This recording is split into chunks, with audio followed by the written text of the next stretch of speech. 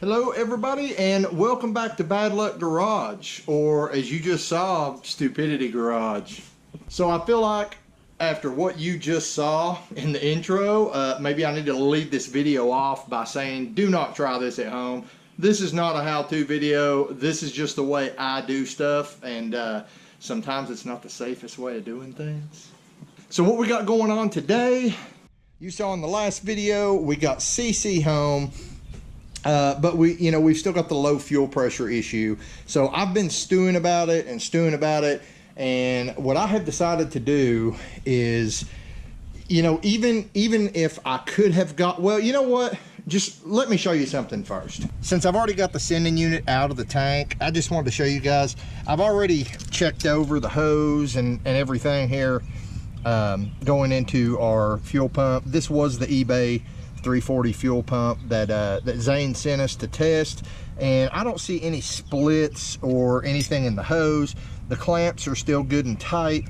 I think the problem is in fact the pump, guys. So I'm gonna give this pump a fail, because honestly this car has probably only got about, I don't know, maybe a few hundred miles, actual miles on it, because we cruised it a few times, but it's mainly just seen drag strip use since we put this pump in. So this pump didn't last long at all.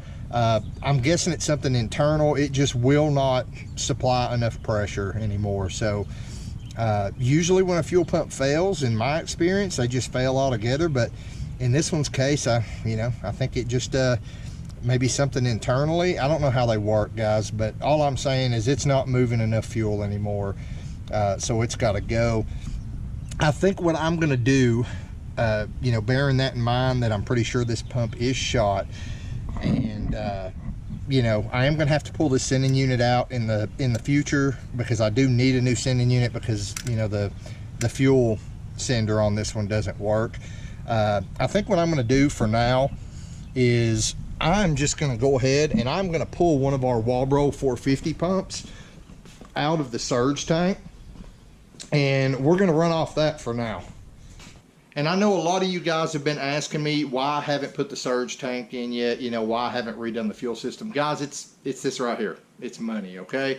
We've got the big ticket item, the surge tank and the pumps that go in it, but the problem is I still need about $80 worth of dash 10 PTFE line.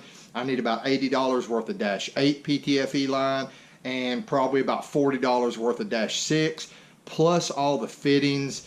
And then again, even if I had all that, I've got to do something up here with a regulator and all that jazz. So until I get enough money up, probably to go ahead and get the Holley intake that I want and get all that fuel line and all those fittings and things like that, we're probably just going to run off a single Walbro 450 for now.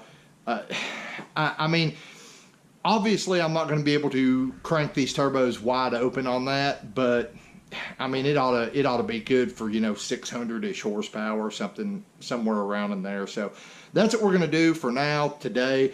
We're going to go ahead and we're going to take one of the 450 pumps out of the surge tank. We're going to put that in the gas tank, and since I cut the fuel lines to the old sending unit, we're probably going to use some compression fittings or something like that to try to put this all back together. The next thing I want to address is why I cut a hole here. I know some people, it's taboo. Oh, I can't believe you cut a hole there. Here's the deal, guys. If I would have had this hole here a few weeks ago when we were at the drag strip and this fuel pump went out, I could have just came back here, opened the access panel, and check the fuel pump. And if I had another fuel pump on me, or if it would have just been like a burst line or something like that, I could have fixed it at the track instead of loading the car up on the trailer and bringing it home. So what we're doing today is we're installing this 14 by 14 access panel. I will put a link in the video description, but the reason I got a panel that was so much bigger than the hole that I'm cutting is because I'm planning to run some weather stripping. Got this at the good old Lowe's, but this Auto Marine weather stripping, I'm going to run some of this weather stripping around the perimeter of this hole right here, so that when I shut the lid, you know, it hopefully seals it and keeps dust and stuff like that from coming in.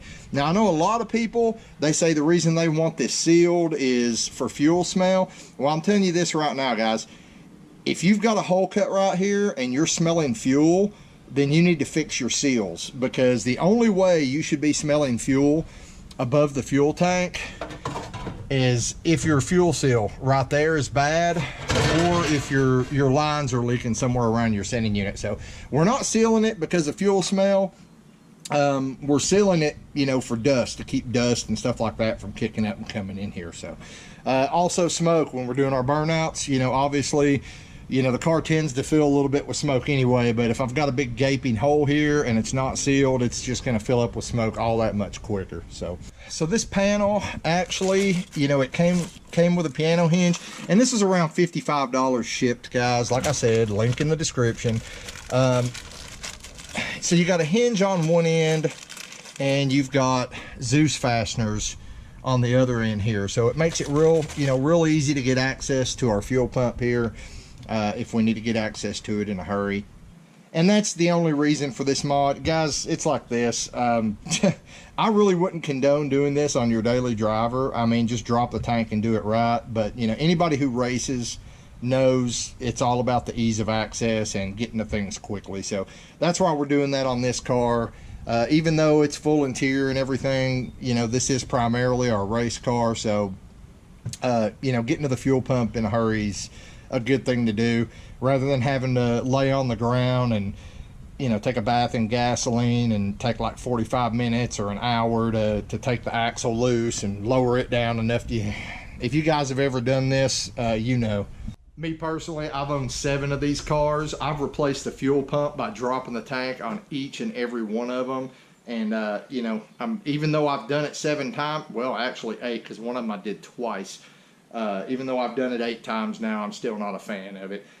We actually replaced the pump in this one. As you saw, that wasn't the stock pump. So, yeah, that's what we're doing today. We'll put the Walbro 450 in.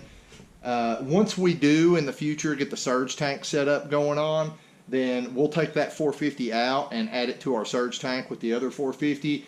And I've actually got a used AC Delco 381 pump.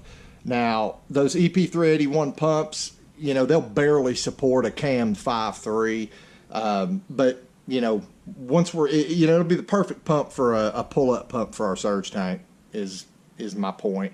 It doesn't have to pump a whole lot. It's just got to pump enough to keep the surge tank circulating, and, yeah, it'll be good for that. So, once we get all our new fuel system in place, that's what we'll do. We'll put that EP 381 in this fuel tank and put our 450 back in the surge tank. But I am talking way too much. I'm just going to go ahead and get this fuel pump put in, and then I'll start figuring out how we're gonna bolt this guy down. You saw me knock some dents in here.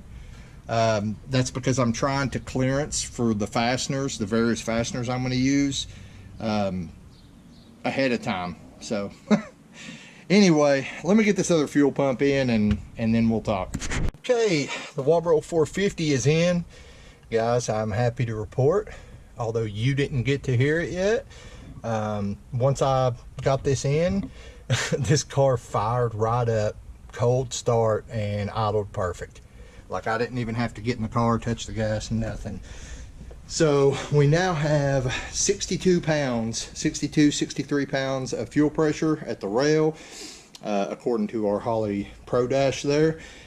Before, with the 340 pump, it was never really above about 56.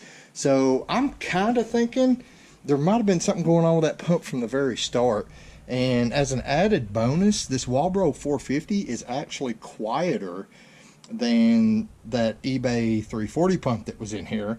So I'm thinking, you know, once we get our catch can put back together with the triple, or, you know, we'll be starting off with double 450s. Once we get that put together, I don't think it's going to be loud, even though this is going to be mounted in the back of the car. So pretty happy about that. Now, I do want to say this.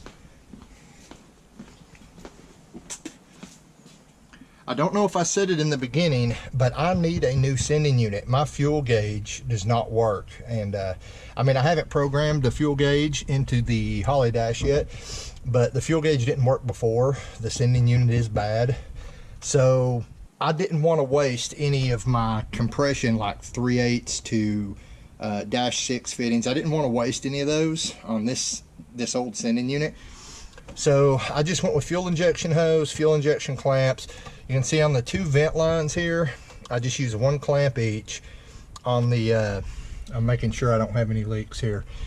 On the return line, 1 clamp each. On the main line, the pressure line, I've got 2 clamps on both ends there.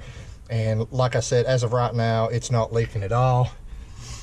I'm not really smelling any fuel back here, so that's a good thing. So, guys, I can't wait to drive this thing.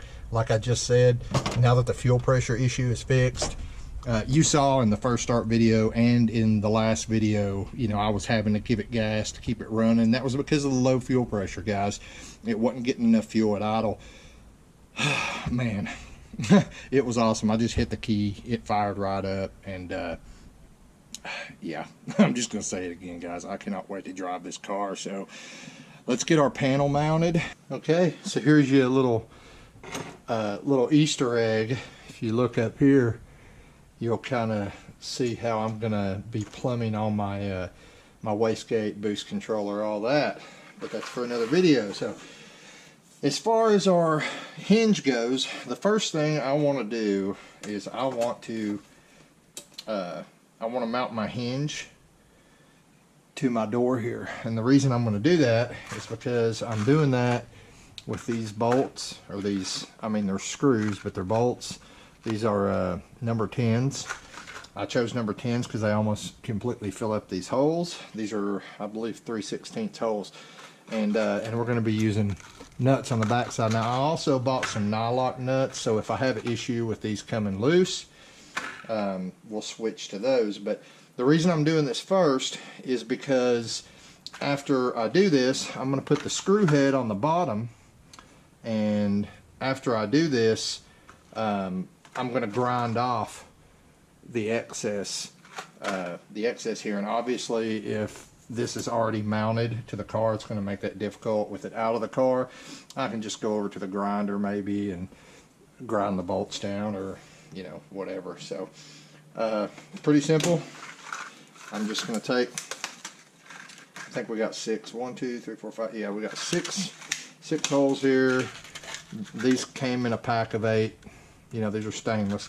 They came in a pack of 8 from Lowe's. So first, this has a protective coating to protect the black finish, so I need to peel back just enough of it to get my hinge on here. So I got this peeled back. I need to figure out which way I want to be my top, which way I want to be my bottom. It doesn't matter. Like I said, it's going to be under the carpet anyway, so I mean, it really doesn't matter if one side looks slightly better than the other or whatever. So like I said, I'm just going to run my screws in from the bottom, and yeah, there's very little slack there. And I just want to add, the only reason I'm going to probably cut these off when I'm done is, you know, just so it don't leave a lump in the carpet. I mean, it's not a big deal, but the thing is, if I face them the other way, then it's not going to be able to shut. And what you saw me doing earlier, you saw me like beating dents in the floor of the floor, you know, you saw me beating dents in the middle in there. That was where I had these screw holes marked. So I was taking my ball peen hammer and just knocking a dent down so that when I close this door, you know, maybe it doesn't cause an issue. I got my hinge on. You know what, guys? I don't think I am going to grind them down. I think I'm just going to leave them, because I was just thinking, if I leave them on there, I mean, that's not going to stick up that far. It's going to be under carpet and under padding. And so when I lift the door, it'll catch it right there, so it don't just flop all the way back. I think I like that concept. So let's go to the back of the car and talk about how we're going to mount this frame for this toy. So being the hack that I am, when I first got this, my first instinct was just to drill holes and use sheet metal screws. So I actually bought a bunch of these, and you can too if you don't have the equipment to do what I'm about to do.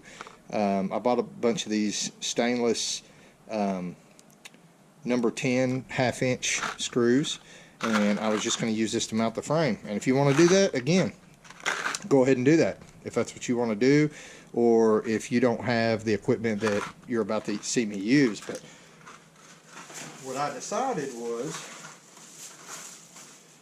I measured, and come to find out that all these holes, like the holes in the hinge and the holes around the frame over there, they were exactly 3/16. So I feel like what they intended you to do was use pop rivets. So I bought a pack of aluminum 3/16 pop rivets, and you know, I've got Dad's old pop rivet gun over there, his old Bosch pop rivet gun. If you don't have a pop rivet gun, I'm just telling you guys now, I mean, you can go to Lowe's, I think it's maybe Rigid brand or something, but you can buy a hand pop rivet gun, I think for like $25. So, you know, if you want to do the exact same thing I'm doing, but you don't have a pop rivet gun, you're looking at $5 for a 50 pack of these pop rivets. You need 24, and another $25 for the pop rivet gun. So you're looking at 30 bucks all in, and you'll have a pop rivet gun for your next project. So as you saw in the intro, I have already laid this down and marked all my holes, and let's see here. Just want to make sure they're good. Yeah, I've already laid this down. I've already marked all my holes, and I've already went around with a center punch. You know, so my drill bit don't jump around. So I'm just going to go around and drill a bunch of 3/16 holes, and then we'll start pop riveting this thing in.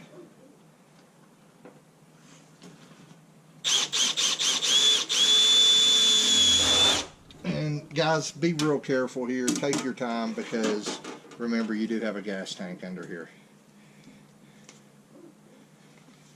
So you don't want to jump through and knock a hole in your gas tank. I'm going to go ahead and let you guys know.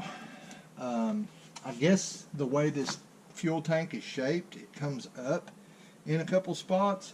So there's a couple places where we're not going to have a rivet. Like right here is the first one that I noticed.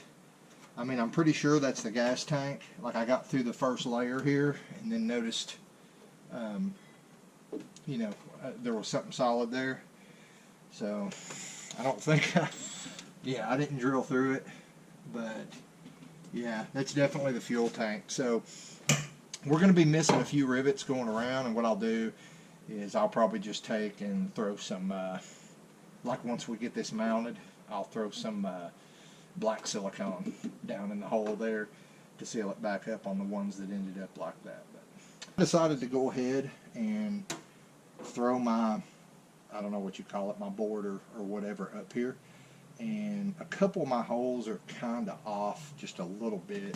So I think what I'm going to do is I'm going to go ahead and pop rivet down some of this, like just so that I know the rest of the holes I drill are going to be in line. Before I do that, we got this guy. This is where our Zeus springs are going to go for our lid to shut on. So this is actually going to go underneath here and right here. So what I'm going to do is I'm going to go ahead and pop rivet. Uh-oh, did I drop a pop rivet? I'm going to go ahead and pop rivet our Zeus springs to this. And then I can put it under here and pop rivet this down. First I got to figure out, I don't think I dropped any, guys. I think they may have just shorted me some, or some are in this bag, some are in the other bag. I don't know. But that kind of sucks because I didn't think about that. And I had already changed my rivet head here to 3/16, and I believe these are 1/8. So I'm gonna have to swap heads. Sorry about the washing machine going in the background, guys, but you know, we all need clean clothes.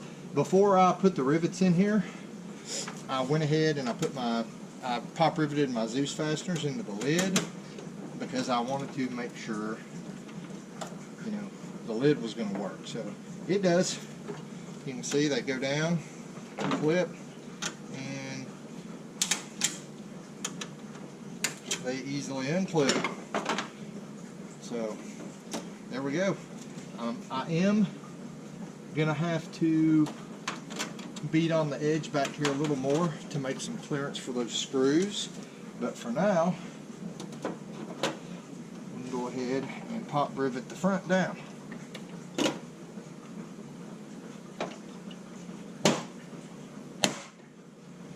Just like that. All right, we're almost together. So we had this hole, and this hole here that, you know, because of the way the gas tank's shaped, I guess it's right under it. I don't know about that hole up here. Like, I'm gonna have to look under there and see what's up, because I don't feel like there should be gas tank there, but there may be. Well, how I solved that problem, because I didn't want to miss rivets, is I took my drill bit and I went sideways, because when I stuck a rivet in here, it wouldn't go straight in, but if I went like this, it would slide all the way down. So what I did is I took my drill bit and I stuck it in there and I yanked it over this way and I wallowed the hole out a little sideways. So then what I do is I take the rivet and I stick it in there leaning like that, and I put my rivet gun on it. I can't really do this with one hand probably, but I put my rivet gun on it and I gave it one pump, and then I reseated my rivet gun and I bent it over like that to where it was almost straight, and then I went the rest of the way in. Oh, come on, almost there. I'm trying to do this with one hand. There we go. And there we go. No missing rivets. That way it's nice and uniform. I still, like I said, I got to figure out something with that rivet up there. I don't know what it's hitting. It may be some kind of structural support or something that I can drill through. I've got to crawl under there and look, but that's pretty much it, guys. Check it out. So we got the door there. It comes down, and our Zeus fasteners latch on, click. There we go. Look at that. Isn't that freaking nice? Tell me that doesn't look good. Now, the only issue I've got, we're not finished yet, I've got to seal it, but the problem I've got is, let me open it back up here. The issue I've got is, you know, where I just did all these clamps, where the clamps are facing up, it's hitting on the bottom of the door and it's holding the door up just a hair. So what I'm going to show you next, that's actually going to cause it to keep from sealing when I put my weather stripping on next. But something else I wanted to show you is some of these are just for show, like where I had to bend this down to clear the Zeus springs. This rivet is just going into this, it's not really going into the body, and this one's the same way, but all the rest of them are going into the body. They're structural. This thing's solid and it looks nice too. Well, for the last part of our trap door mod installation here, we got our weather stripping. Now, I already showed you guys this once, but you know, this is what it is. It's at Lowe's. This is Auto and Marine rubber weather seal for all climates. It's self-adhesive and it's very narrow. Now I want to go over this here. Now it's actually two narrow strips that you tear apart. See, it's this little, and it's this soft seal. Okay. Now I'm actually going to run it doubled up like this, maybe. Yeah, Anyway, I went through and I cleaned all the surfaces that I needed to adhere to with, you know, just some rubbing alcohol, dried it off. Now I want to say this. I told you guys a while ago that the issue I had is my clamps and stuff are holding the door up. So this might not seal. We might still get some, you know, a little bit of dust and stuff in here. Of course, the carpet and the insulation will both be over it. So we won't freaking know. And as far as the fuel smell, like I said, guys, if you're having fuel smell from this area, it's because you got a bad seal in your tank here and you need to replace it, or you need to take your sending unit loose and readjust it, you know, to get it to seal. I had the car running a little while ago and, you know, there was no fuel smell coming from back here. Now, this isn't, I don't condone this, okay? Just like I don't condone cutting your freaking fuel lines with a death wheel, but you know, that's what I did. Do as I say, not as I do, guys. I also don't condone this, but like I said earlier, this is all temporary. Here pretty soon, we're gonna have a new sending unit with -6 fittings, -6 lines. This is just getting me by, hopefully getting me to the race in a couple weeks. So because this is hitting this, it's not gonna seal.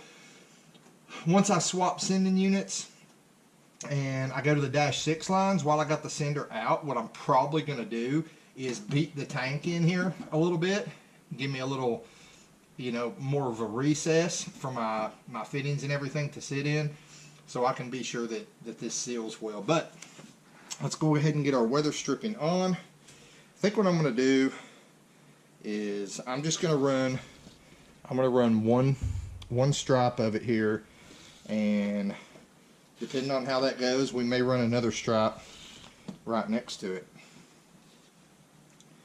So what I want to see, I mean, I got plenty to play with here. See, it all rips in half, and then you got this. What I want to see is if I can go around corners with this, or if I have to cut it, because it would be nice to only have one section that's cut. But it's not a huge deal, guys, because let's see, I'll start in the middle here. That way it'll reconnect in the middle. What I was about to say is it's not a huge deal. And I think it is. It's going to let me turn corners. Yeah, perfect. You know, if you get different weather stripping, oh wow, this adhesive is really good too. If you get different weather stripping and it won't let you turn corners, it's thicker or whatever, it's not a big deal. Just when you get to the end, like I'm going to do here, I'll take a dab of silicone to join the ends together.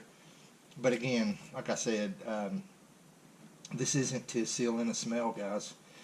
If you're getting a fuel smell, I don't know why I even have to say this. This isn't for most of the people that watch my channel, but this is for a lot of the 3rd gen guys that probably don't watch my channel and will never see this video, so they won't take advantage of what I'm about to tell you. But you guys need to fix stuff right, man. Like, if you got fuel smell coming from back here, you've got a problem and you need to fix it. You know, you got, and it ain't this seal, it's this seal, or you got something leaking with your fuel lines because you've done some ghetto ass shit like what I just did here. Something janky. Guys, fix your problems right. Don't be like, oh man, you're gonna get fuel smell because you put that trap door back there. Well, no, not if all your stuff's good. You're not. So, man, I can't wait to drive this thing. Doing good. Like I just said, guys, this stuff, the adhesive is freaking amazing. So I'm just going to lay it over like that. And I'm going to take, this is actually a window tint tool, but it's got a straight blade. So I'm just going to do this. Just like that. Nice and tight. Oh yeah. Yeah, it actually bonded together. That adhesive is good. I don't know if you guys can see this, but look. I'm going to get you off the stand here.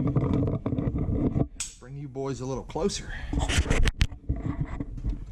Yeah, I recommend this because I am pulling. Look, I'm pulling and making it flip back, and that adhesive is, it's sticking. Okay, now with a close-up you can kind of see why I did what I did. So I wanted to cut in between these two recesses. A big mistake a lot of people make when they do this trapdoor mod is they want to seal the whole thing. You know, they want to try to seal around all the edges. Guys, you don't have to do that. What you do is like what I've just done. You get a trapdoor that is too big for the application. You cut a hole out in the middle of it, and then when you close the door, see, my lid is going to seal up against that, so you don't have to slop a bunch of goop around the outside edges. You don't have to, you know, try to weather strip around the edges of your door here. You don't have to do any of that shit, guys. This is all you have to do right here. So what I'm probably going to do is I'm just going to run, I don't know how much of this I got left of this first strip. See, I still got a whole nother, I think you get a total of 17 feet for like $8 or something. So we'll save that for another project some other time. And I think what I'm going to do, just for shits and giggles, is I'm going to start down here this time where there's no gap, and I'm going to run another line real close to this one all the way around. And so I'll have, I mean, even though this is going to be pretty good, that way I'll have one split here and the other split up there, and when the door comes down on it and pushes down, it'll kind of mush everything together, and yeah, should be golden. All right, guys, I want to drive this sucker. Here's the deal. It is 10:30 at night. I'm not going to be able to drive this thing right now. My neighbors would probably kill me, and more importantly, Brad would kill me, because Brad said he wanted to be in this thing the first time I drove it. So I'm going to end this video now. That's your third gen trapdoor mod. Nice and neat. Close it with your Zeus fasteners here. You don't have to have one of these tools. You can just use a screwdriver, but those tools, you know, keep it from slipping out and scratching stuff. But if you've got a race car, so you need quick access, or if it, you know, like I said, you could do this on a street car, guys. I probably wouldn't. I'd just drop the tank because I'm not going to be pulling it a lot. But if you want to do it on a street car because you want quick access for whatever reason, there you go. Get it done. I'll see you next time here on Bad Luck Garage. What did you do? Oh God, what did you do?